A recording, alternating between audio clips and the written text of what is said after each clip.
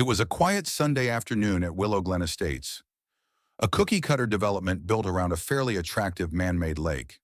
The kind of place where the grass is too green, the fence is too white, and the HOA too omnipotent. 83-year-old Harold Jennings, to everyone but his family and a select few, Grandpa Hal, had been in the neighborhood longer than the HOA had been in business. A retired school teacher and Korean War veteran, Hal had one solitary delight: fishing off the pond in his backyard. No license required, no hassle created. Just him, his folding chair, and the occasional bass that interrupted the quiet. But to HOA President Karen Bloomfield, Hal wasn't just fishing. He was violating community standards. She walked across the footpath, clipboard at her side, lips pursed as if she had just bitten into a lemon. "This is private HOA property, Mr. Jennings," she bristled. "You can't fish here without it being in writing." Hal didn't even look up from his line. "Karen, I've been fishing in this pond since you were still in real estate school." She wasn't amused. 3 minutes later, two sheriff's deputies showed up, at Karen's own request, for trespassing. The whole process would have been over with a warning maybe, and even a smile from the officers who knew Hal by name. But Karen pushed further.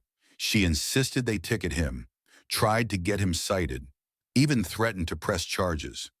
One of the deputies politely asked Karen to stand down. She would not. What Karen did not know, what nobody on the HOA board knew, was that Hal had a copy of a particular document tucked away in his garage file cabinet for the past 35 years, and it was about to change everything. Hal walked into the county land records office the following day with a dusty manila envelope and a smile like he'd already won the lottery. In that envelope, a 1987 perpetual easement deed signed by the initial land developer and recorded with the county.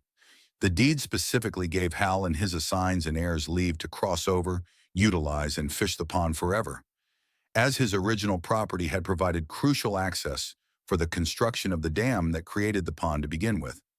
It wasn't just an easement. It was a contract promise tied to the land, not Hal. And worse for the HOA, Hal's easement contained a clause: any attempt to cut off access or eliminate the right to use the pond would null and void the HOA's exclusive management rights and trigger a breach of development agreement penalties. Fines that, once corrected for inflation and the cost of lawyers, could have reached as much as $2 million.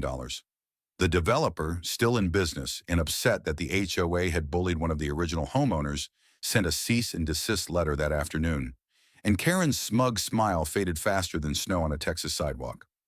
The next HOA meeting was standing room only. People had heard Karen's overreach like wildfire.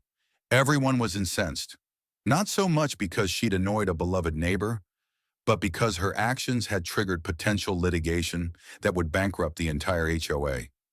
Karen tried to salvage face. "We were just enforcing the rules," she said. "Mr. Jennings was fishing without—" "Without what?" Hal cut in, his cane held aloft in one hand as he gripped the easement deed in the other. "Without your permission to use something I constructed? This pond exists because my property was utilized to dam the creek that provided water to it. I have every right under law to fish here, and so does anyone else I invite." Gasps filled the room. A young woman raised her hand. "So if Mr. Jennings invites us, we can fish too?" Hal nodded. "That's what assigns and heirs means, and if the HOA even tries to restrict it again, they'll lose everything, including their insurance and funding from the original developer." Karen looked like she was going to faint. A board member whispered something, then stood. "Effective immediately, the HOA will be withdrawing its fishing restrictions and issuing a formal apology to Mr. Jennings." The crowd applauded. But Hal wasn't done. "I'd also like a motion to remove Karen Bloomfield as HOA president. Effective immediately." Silence fell. Then one neighbor after another raised their hands. The motion passed 42-3. Karen gathered her things in a daze and stormed out.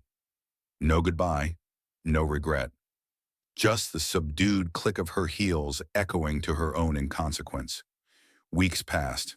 The HOA board began revising its bylaws to add the easement and protect homeowners' rights from being similarly overstepped in the future. The pond hummed with more activity than ever before.